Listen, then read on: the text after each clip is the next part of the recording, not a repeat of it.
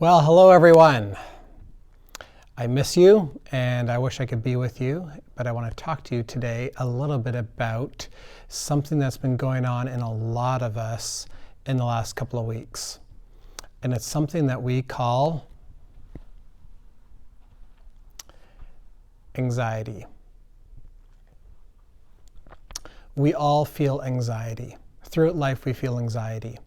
And most of us have anxiety at a personal level related to any sorts of things that are going on in our lives. If you've experienced a death of someone you love recently, that creates anxiety. If somebody you know has been through a divorce, or you've been through a divorce, that creates anxiety. Carrying things like mortgages and paying bills and rents, that creates anxiety. If there's something going on in your family, there's some conflict, some stress, differences, that creates anxiety.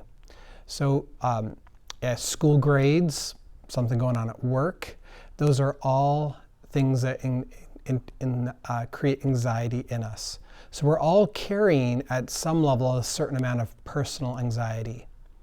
But in the last few weeks with the whole COVID-19 outbreak, that has added more anxiety to us. So when we're already feeling anxious in our souls, COVID-19 has added a whole nother dimension to our anxiety. And then we find ourselves starting to act out. We just don't know what to do with certain things. And we feel all this stuff kind of welling up inside of us, all kinds of emotions that we just don't know what to do. They're kind of bubbling up and becoming almost like a volcano ready to erupt. Typical responses when we're in anxiety are things like this. First of all, conflict. When we're feeling anxious about something, we will create more conflict. You come home and you start yelling at a family member, you kick the dog, whatever it might be. You're short-tempered with your boss, you're short-tempered with another staff member.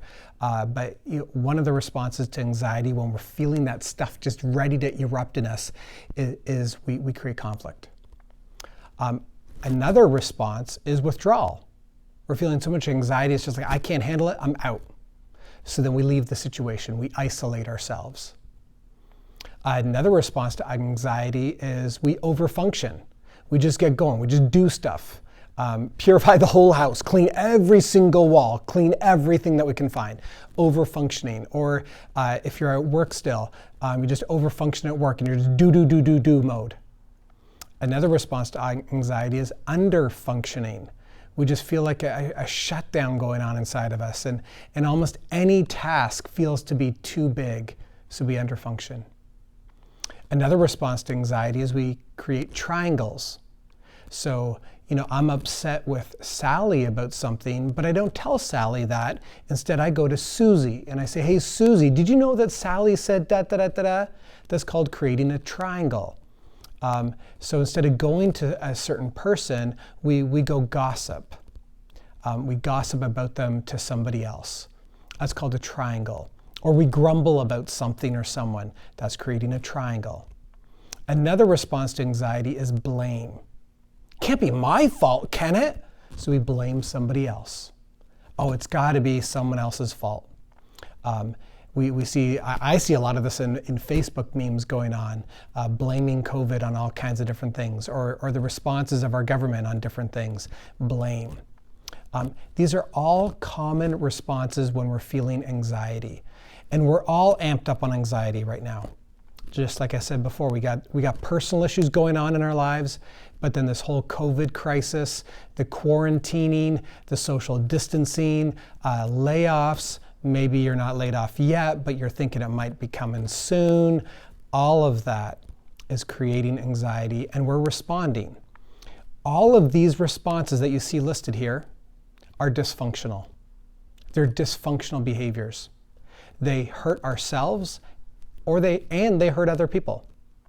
The word in the Bible for these kinds of responses is sin.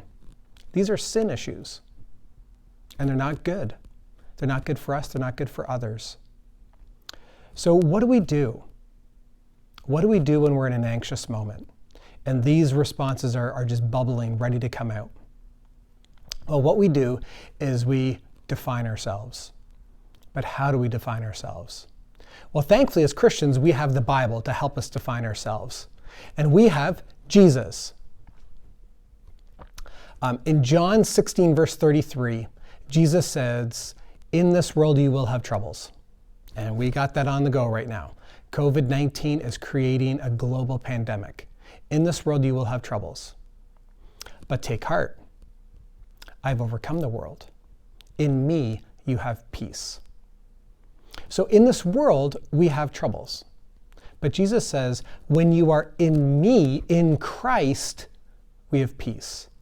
So we can make a choice in anxious moments to define ourselves the way Jesus defines us. We have peace, the peace of Christ within us. Paul says something similar in Philippians chapter 4, verses 4 to 7. He says, don't be anxious about anything. You don't need to. Why?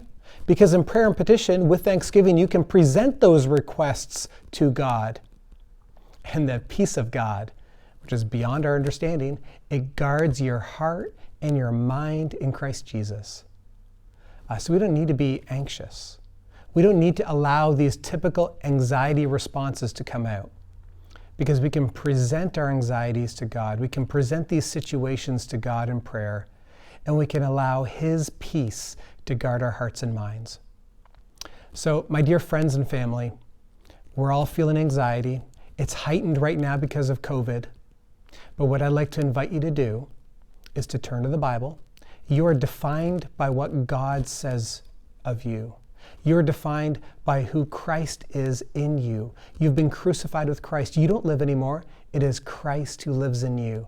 The very peace of Jesus lives in you. The very peace of God guards your hearts and minds. And you can choose to allow that to define you rather than allowing the anxiety to define you. So I hope that helps. I'm praying for each of you. I pray for our church. I pray for all that's going on around us. And I hope you're staying safe during this time. And so I invite you to turn to Jesus. Remember that you are defined by Jesus, and it is His peace that is in you. All right, I love you. Bye now.